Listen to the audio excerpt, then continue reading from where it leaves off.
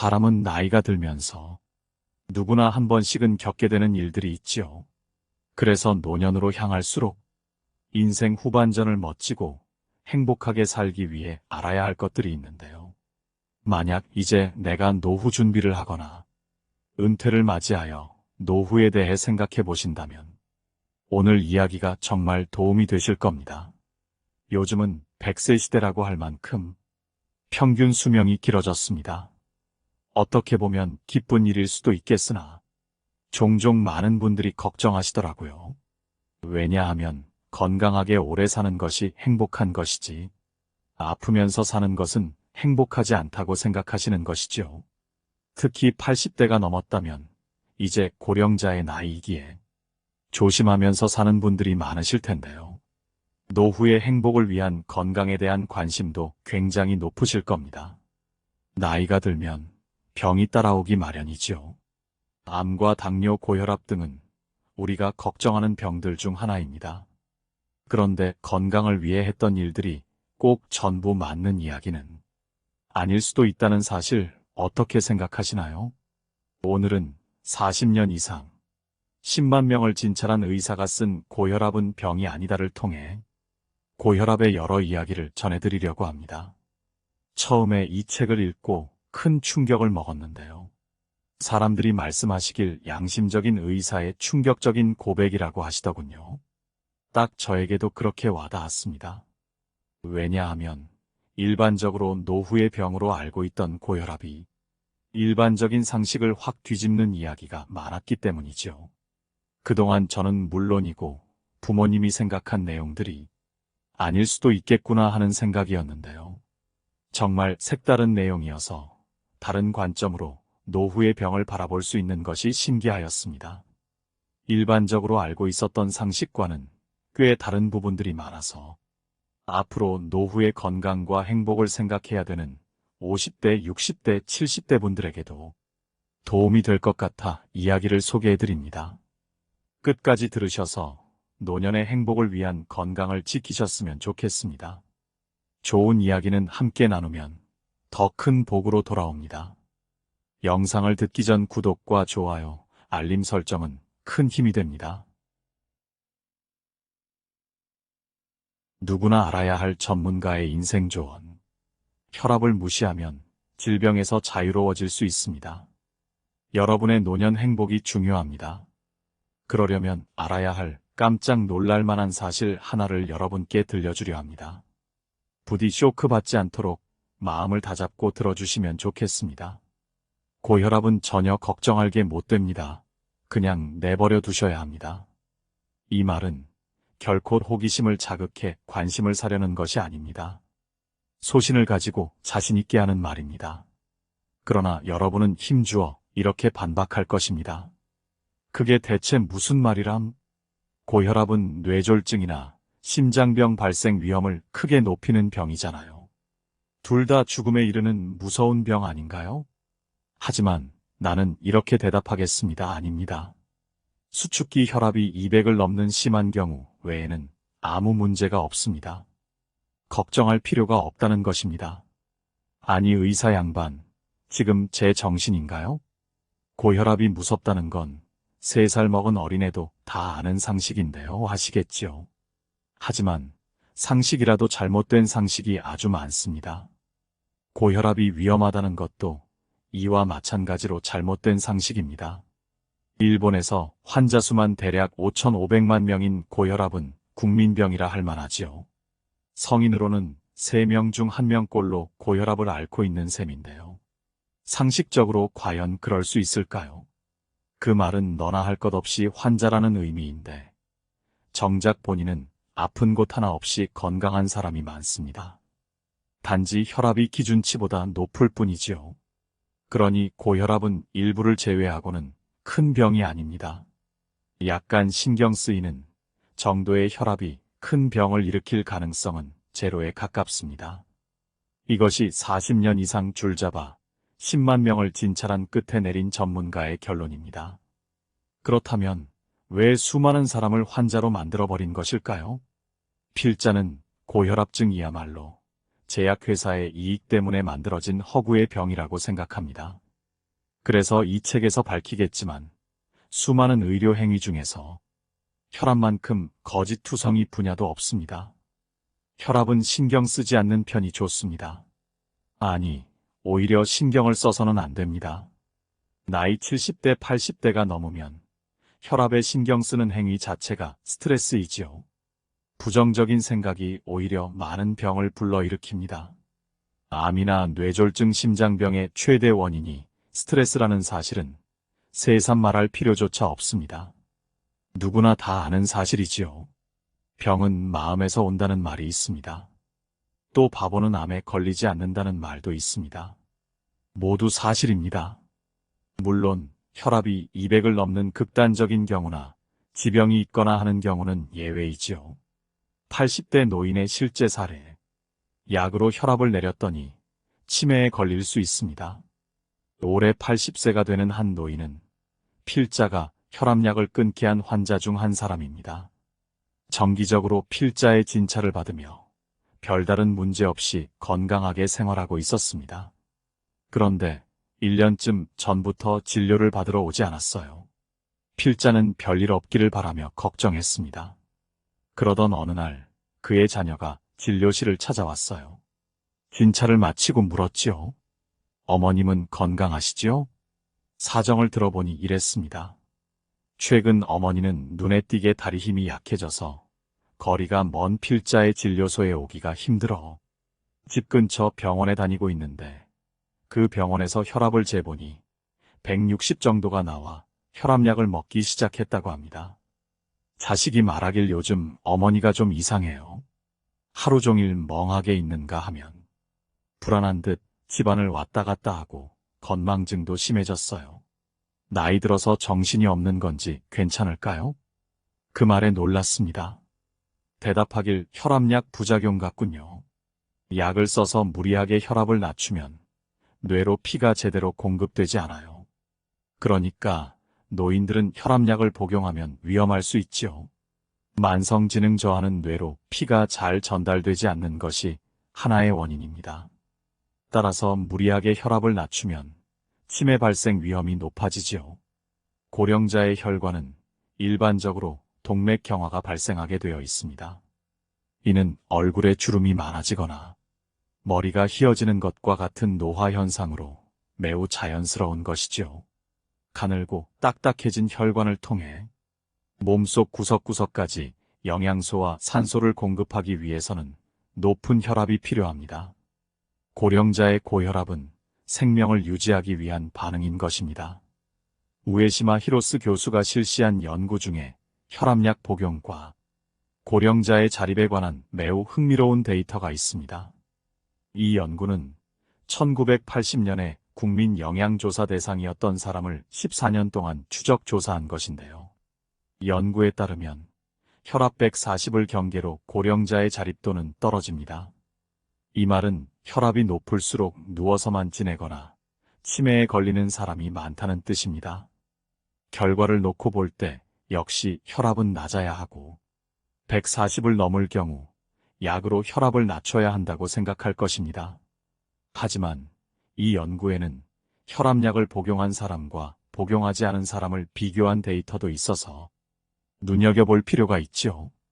이 데이터에 따르면 혈압이 얼마가 되었든 혈압약을 복용하지 않은 사람의 자립도가 더 높게 나타났습니다. 고령자의 경우 약으로 혈압을 낮추면 위험할 수 있습니다. 혈압은 낮아졌을지 몰라도 치매나 갑자기 몸져눕는 사태가 벌어지면 무슨 소용이 있나요? 왜 혈압약을 복용하면 자립도가 떨어지는 것일까요?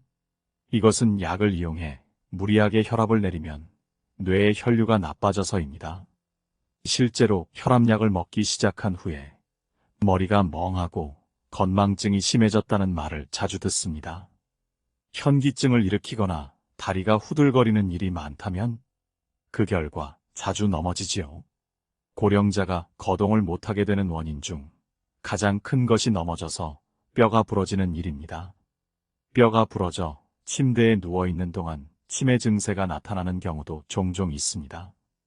그래서 골다공증이 무섭다고 많이들 말씀하시죠. 만성지능 저하는 걷기 같은 행동장애를 일으키고 심하면 거동을 못하게 되는 경우도 많습니다. 혈압약은 치매 외에도 온갖 부작용을 일으킵니다. 혈압약은 종류가 많은데 종류에 따라 부작용도 다양하지요. 예를 들면 오래전부터 사용된 이뇨제 계열의 혈압약은 요산이 체내에 고이는 현상 때문에 통풍의 원인이 된다고 밝혀졌습니다. 이외에도 헛기침, 잇몸 부종, 변비 부종 같은 가벼운 증상에서 뇌경색, 심부전, 당뇨병 같은 무거운 증상까지 다양한 부작용이 확인되었어요. 어떤 약이든 작용과 부작용이 있게 마련입니다. 그리고 효과가 좋은 약이라면 부작용 또한 강합니다. 그러므로 약을 먹을 때는 이런 사실들을 잘 고려해서 먹어야 하죠. 8년 동안 50이나 낮춰진 고혈압의 기준치. 고혈압 기준치가 낮아졌다는 것을 아시나요? 불과 8년 사이에 50이나 낮춰졌습니다. 정말일까? 그러나 과장하지도 않았고 거짓말을 한 것도 아닙니다. 2000년까지의 고혈압 기준치는 수축기 180이었는데요. 그런데 이것이 점점 낮춰져 2008년에는 130이 되었습니다. 따라서 지금 누군가 130을 넘었다면 그 사람은 고혈압증으로 분류됩니다.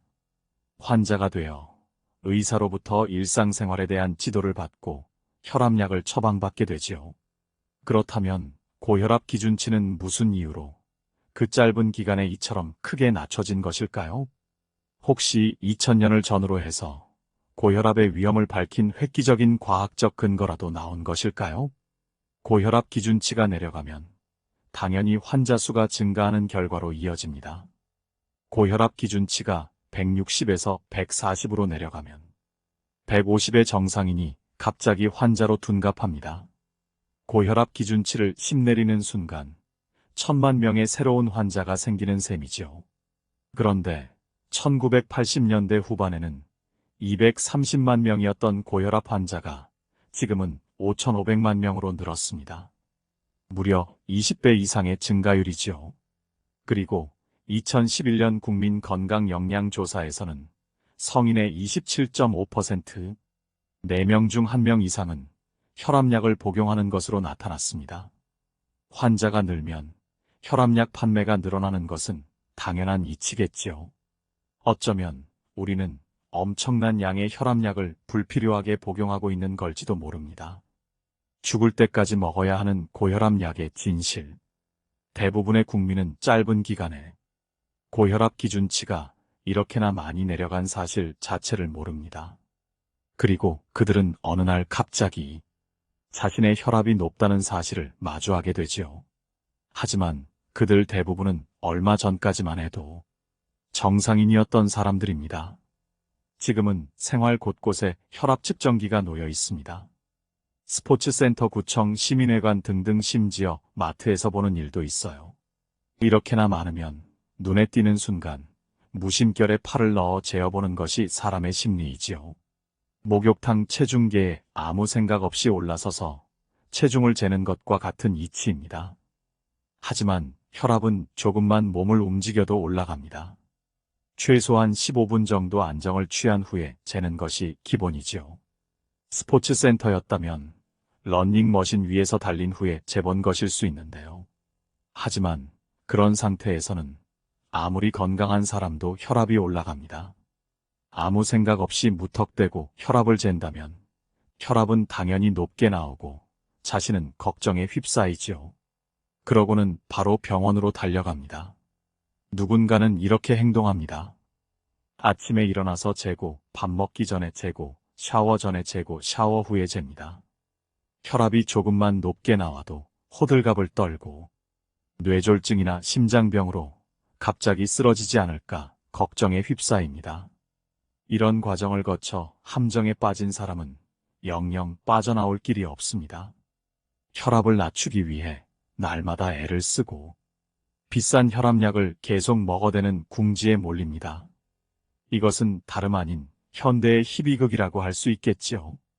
혈압약은 기본적으로 죽을 때까지 먹어야 합니다. 왜냐하면 혈압은 사람마다 체질이 다른데다 한편으로는 신체의 자연스러운 노화 현상에 의해 나이 들면서 올라가게 되어 있기 때문입니다. 고혈압을 걱정하는 이유. 하지만 제일 무서운 것은 뇌경색. 고혈압은 왜 위험하다고 할까? 왜 우리는 이것을 걱정하는 걸까요? 첫 번째로 고혈압은 뇌졸중을 유발한다는 설이 상식처럼 되어 있기 때문입니다.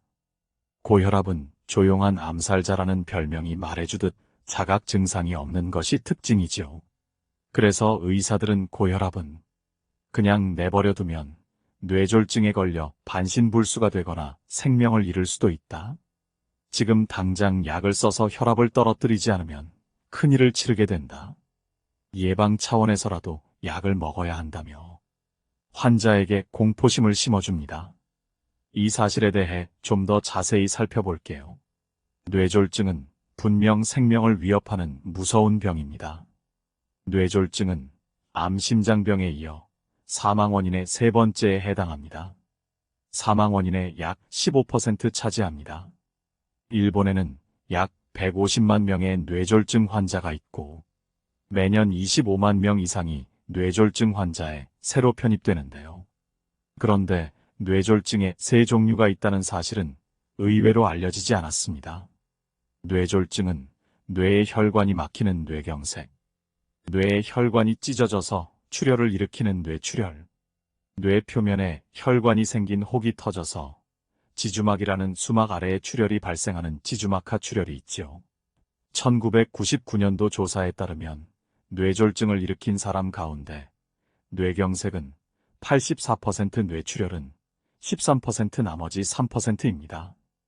흔히들 뇌경색의 원인을 고혈압에서 찾는데 사실은 그렇지 않습니다. 아니, 그렇지 않을 뿐만 아니라 오히려 혈압이 낮을 때 발생하는 질환입니다. 뇌혈관이 막히면 몸은 사력을 다해 혈류의 강도를 높여, 즉 혈압을 높여 피의 흐름을 빠르게 함으로써 뇌를 지키려고 합니다. 고혈압 때문에 뇌경색이 발생하는 것이 아니라 뇌경색이 발생했기 때문에 혈압을 높여 낮게 하려는 작용인데 원인과 결과를 완전히 반대로 해석합니다. 이때 혈류가 약해져서 피의 응고물 떠내려 보내지 못하면 바로 뇌경색에 이르는 것이죠. 따라서 약으로 혈압을 떨어뜨리는 일은 목숨을 앗아가는 것과 같은 행위입니다. 그런데 왜 많은 사람들이 뇌경색 예방을 위해 혈압약을 먹고 있는 것일까요? 사실 1950년대까지는 뇌졸중의 약 90%가 뇌출혈이었는데요. 시간이 흐르면서 뇌출혈은 줄고 뇌경색이 늘기 시작했습니다. 그리고 1970년대에 들어서자 역전되었죠. 1990년대에는 뇌출혈이 10에서 20% 내외로 보합세를 유지한 데 비해 뇌경색은 80에서 90%까지 치솟아 1990년대 중반부터 갑자기 증가했습니다. 그럼 옛날에는 뇌출혈이 이처럼 많았을까요? 그것은 당시 사람들의 영양 상태가 매우 안 좋았기 때문입니다. 영양 상태가 안 좋으니 혈관이 약해져서 높은 혈압을 견뎌낼 수 없었던 것이죠. 또 옛날에는 육체적인 스트레스가 셌습니다. 농사일이나 건설 현장의 육체 노동도 지금처럼 기계를 사용하지 않고 거의 사람의 힘에 의존했지요. 집안일도 가전제품이 없어서 청소나 빨래는 사람의 손을 빌려야 했습니다. 혈관이 약한 데다 강한 육체 스트레스가 더해지는 바람에 혈관이 쉽게 터져서 뇌출혈이 많았어요. 때문에 고혈압은 곧 뇌졸중으로 쓰러진다는 이미지가 의사나 국민들 사이에 퍼져나갔습니다. 실제로 옛날에는 뇌출혈로 사람이 쓰러졌다는 이야기를 많이 들었지요.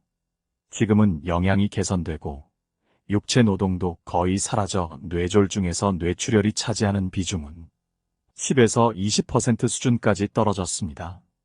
그럼에도 불구하고 고혈압의 뇌졸중 이미지만은 끈질기게 살아남아 뇌출혈 예방을 위해 몇 천만 명의 사람들이 혈압약을 복용하고 있습니다.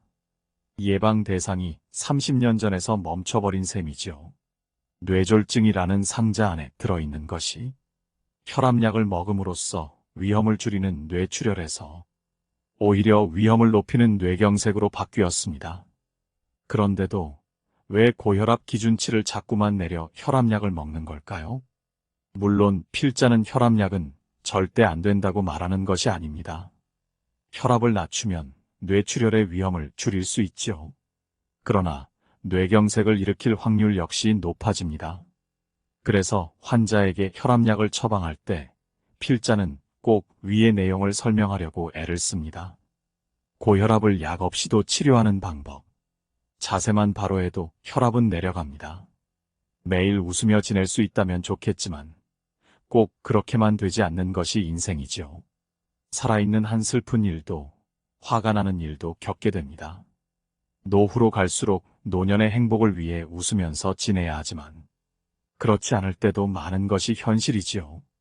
기분 내키는 대로 화를 내거나 말 안 듣는 자녀를 혼낸 후에 현기증이 나거나 머리가 아픈 경험이 있으신가요?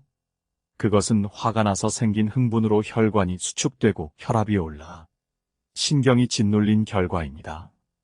그것은 인간의 몸에 갖춰진 본능적인 기능이죠. 자연계에서 살아가는 동물은 원래 화를 낸 흥분 상태 다음에는 공격 또는 도주 본능이 있어요.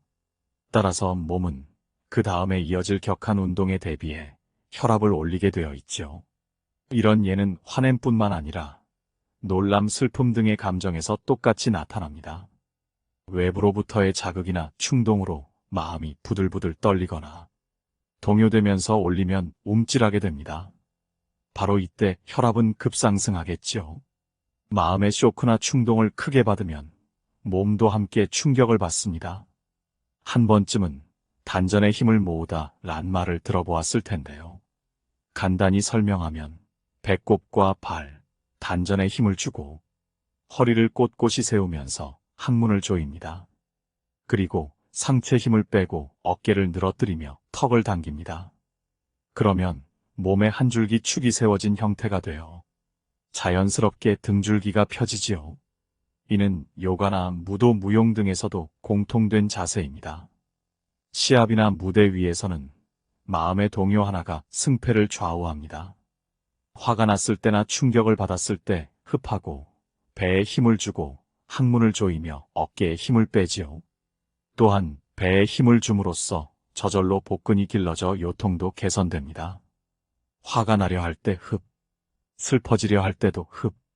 이것만으로 마음은 안정을 찾아 동요되는 일이 없어집니다. 그러니 평소 좋은 자세를 가지려고 노력하면 스트레스에 강한 몸을 만들 수 있습니다. 또 사람의 생각이 행복은 물론이고 건강을 컨트롤하는데도 정말 중요합니다.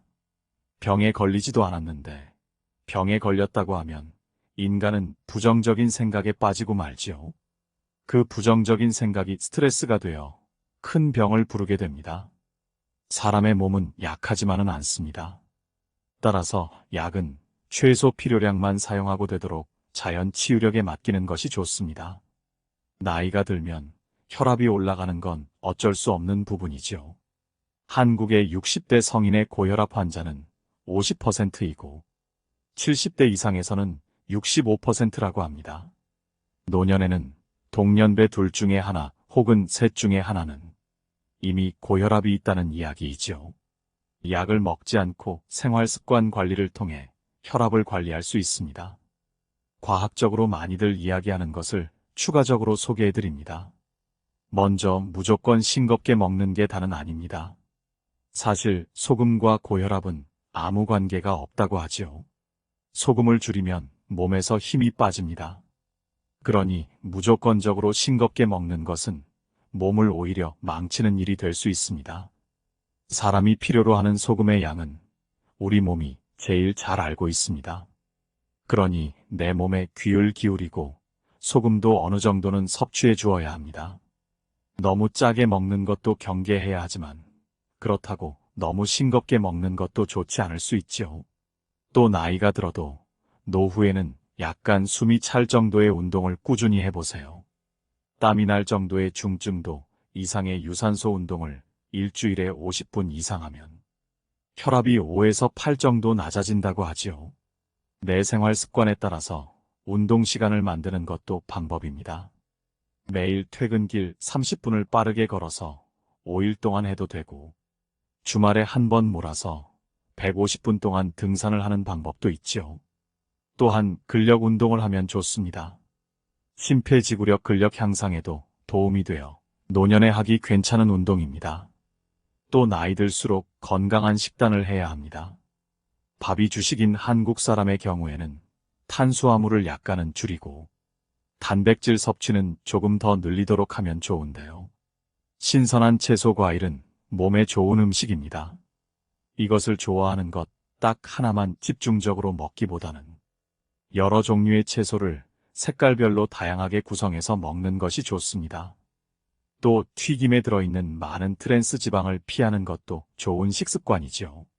그리고 나이 들어도 음주를 절제하고 금연을 하도록 노력하는 것이 좋습니다. 특히 우리나라 사람들은 보통 술을 시작하면 한 잔만 먹고 헤어지지 않지요. 그러니 소주 반병 이상은 넘어가지 않아야겠다는 생각을 하고 웬만해서는 마시지 않는 것이 좋겠습니다. 오늘 이야기 어떠셨나요? 저는 지금까지 고혈압은 무조건 약을 먹어야 된다고 생각했는데 색다른 주장과 관점을 들어볼 수 있어서 좋은 시간이 되었습니다. 물론 책의 내용은 참고로 하시고 정확한 진단은 상담을 통해 해보셔야겠지만 노후의 행복을 위해서 우리가 건강과 행복 조건에 대해 알면 알수록 참 좋은 것 같습니다.